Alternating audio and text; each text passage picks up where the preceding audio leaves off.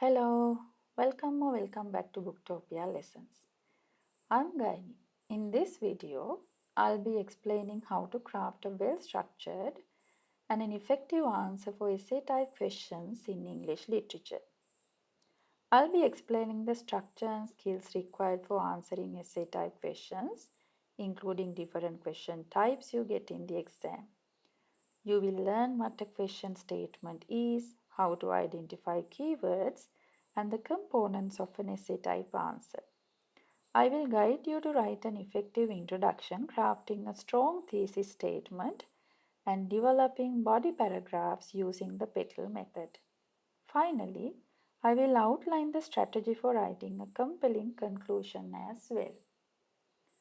This video is specifically designed for students following the local curriculum, the GC O-level examination, but it's also beneficial for anyone struggling to write an essay in English literature.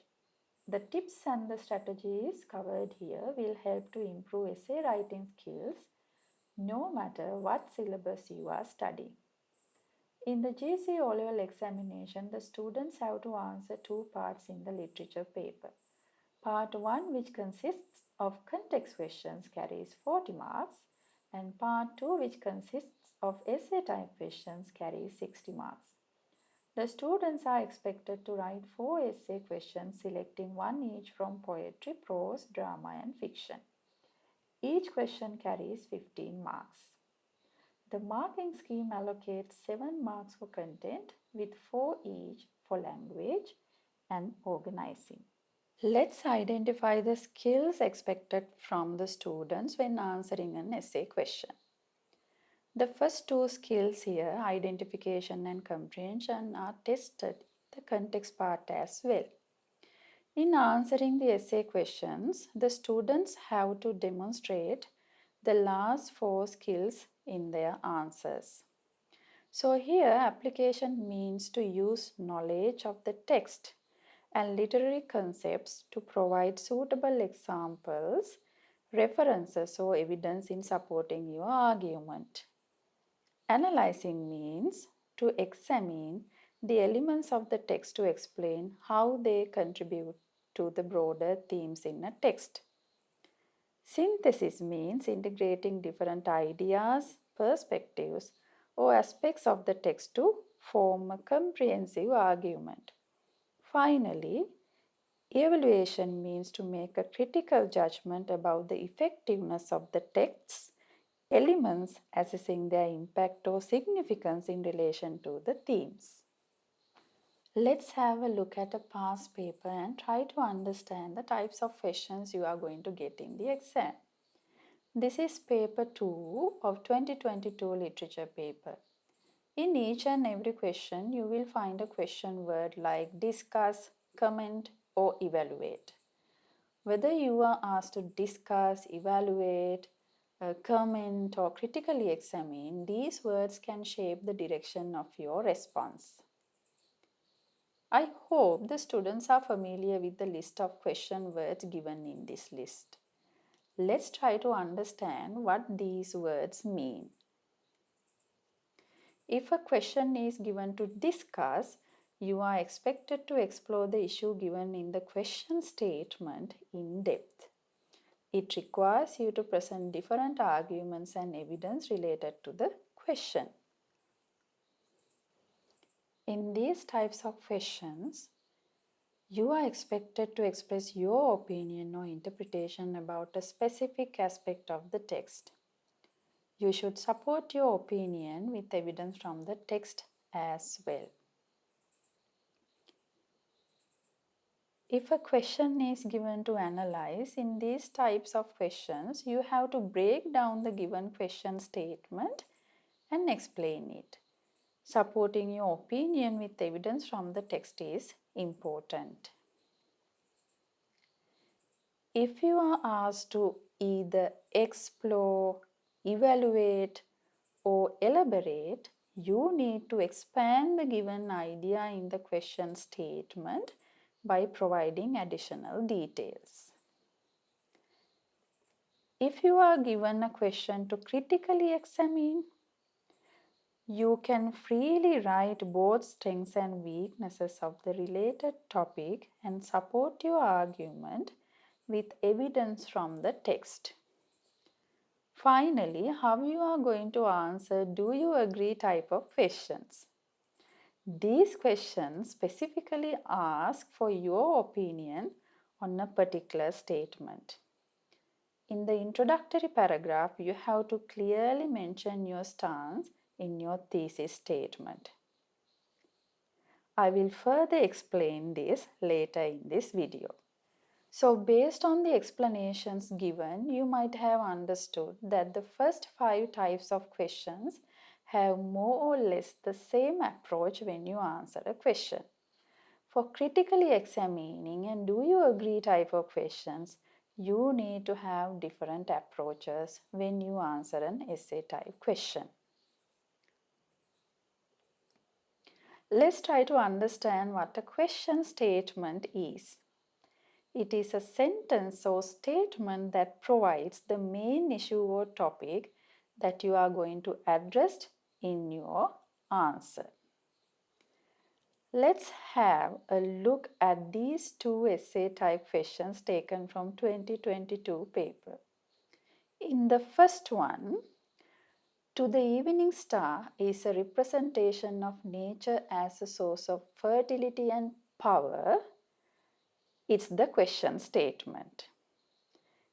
In the question number 2, "Nicholas is innocent and smart while his aunt is wicked and stupid" is the question statement. So remember, a question statement can be given within single quotation marks or without quotation marks. The second question is given within single quotation marks. And also remember, whenever you refer to a name of a poem, short story, drama, or a novel, make sure to write the name within double quotation marks. Here, the name of the poem "To the Evening Star" and the name of the prose "The Lumber Room" is written within double quotation marks. Let's talk about identifying the keywords in a question statement. The keywords are the most important words in a question, and they guide you on how to approach your answer. Let's use this example from 2022 paper. "To the evening star" is a representation of nature as a source of fertility and power. Discuss. In this question, all the underlined words are the keywords. "To the evening star." The title of the poem tells you which text you are focusing on. Representation. This word indicates that you need to discuss how something is symbolized or portrayed. Nature, source, fertility, power. These are the specific areas you will need to address in your answer. The key question word here is "discuss", which means you need to explore the theme of nature as a source of fertility and power from various angles. Supporting your response with evidence from the poem is a must. As you can understand, identifying these keywords is essential because they tell you what to focus on and how to structure your essay. Now that we know how to decode the question, let's move on to the structure of your essay. The key question word here is "discuss", which means you need to explore the theme of nature as a source of fertility and power from various angles. Supporting your response with evidence from the poem is a must. As you can understand, identifying these keywords is essential because they tell you what to focus on and how to structure your essay. Now that we know how to decode the question, let's move on to the structure of your essay. Every essay consists of 3 main parts. That is, introduction, body, and conclusion. Introduction is where you set the stage for your argument. Body is the main section where you develop your ideas and provide evidence. Conclusion is a summary that ties everything together and reinforces your main argument. Let's learn how to write an effective introduction.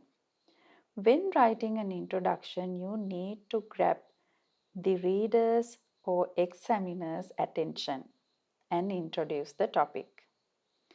Now, there are several methods you can follow to write an introduction. One useful method is the funnel method. Its name comes from the shape of a funnel, as you can see, which is wide at the top and narrows down to small opening at the bottom. So how can we apply this method in writing an introduction?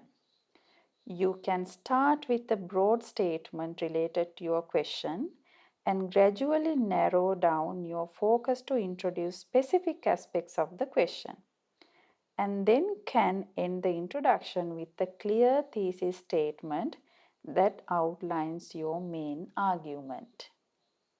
Let's apply this to the question that we are working on today. The question is, "To the evening star is a representation of nature as a source of fertility and power. Discuss." Using the funnel method, you might start by talking broadly about nature in poetry. Then you can narrow it down to William Blake's work. Here, remember to mention about the poet's name, the literary era which he lived, and the genre into which the text you are dealing with belongs to. Next, introduce your focus on fertility and power into the evening star. Finally, you have to write a strong thesis statement. Now have a look at this model introduction. The first sentence mentions broadly about nature in poetry. The next two lines talk about Blake, his literary era, the genre, and the specific themes related to the question. Finally, there's a strong thesis statement. Please make sure to pause the video and read the model answer. Now remember, the first impressions are crucial. So your introduction needs to be engaging. One way to do is by using a hook. A hook is a compelling sentence or statement in a piece of writing. In this case, the introduction. You can start with a general statement, a question, or quotation. Let's go back to our model introduction. The first sentence in the introduction is a general statement. Let's see how we can use a quotation or a question as a hook. Look at these two examples. If you are going to use a question as your hook, you can try something like this. Have you ever wondered how poets turn something as simple as a star into a symbol? If you are going to use a quotation, it has to be something said by a famous poet or a famous writer. Look at this example. William Blake once said, "Nature is imagination itself." Also remember, this quotation has to be related to the theme or the topic that you are going to discuss in your essay. Hope you remember in the model introduction I talked about writing an effective thesis statement. A thesis statement is the main argument of your essay. You can write the thesis statement at the end of the introductory paragraph. Let's look at this model thesis statement. This essay will discuss how Blake uses the evening star as a symbol of nature's fertility and power, highlighting both its nurturing and protective qualities. The language expressions you use can be varied according to the key question word given in the question statement. I have given here some examples and please make sure to pause the video and study them. In do you agree type of questions, your thesis statement should clearly mention your stance whether you agree with the given question statement or not. Let's move on to writing the body paragraphs in your essay. Usually at the GCE O-level exam, you are expected to write 3 main body paragraphs. And each paragraph should begin with the topic sentence. Now, the petal method is a very effective way to structure your body paragraphs.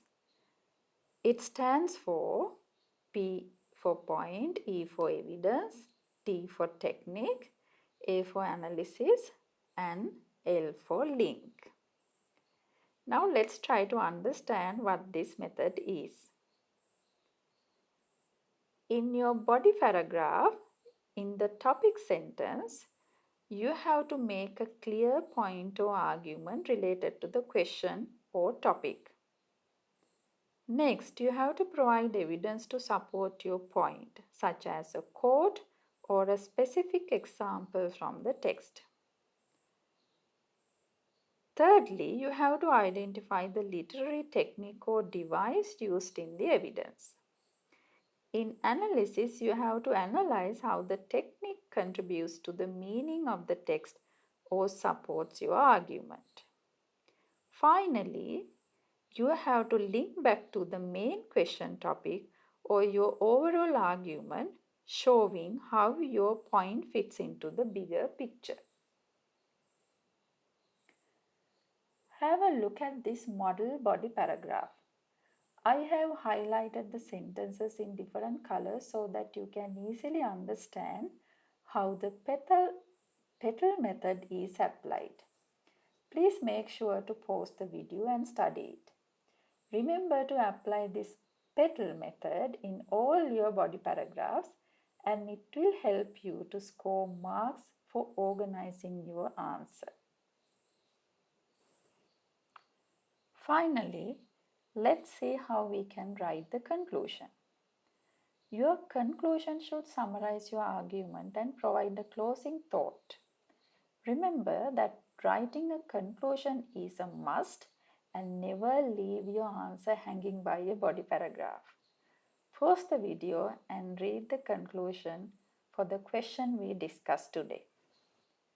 I have given some useful language expressions to use in your essays. Please pause the video and study them. Also, I encourage you to practice these with your next essay. Try applying the funnel method we discussed and see how it enhances your writing. The more you practice, the more confident you will become. Thank you for joining me today as I explored how to tackle essay questions in literature.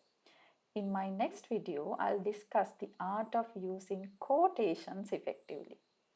Don't forget to subscribe and hit the notification bell so you won't miss it. See you next time.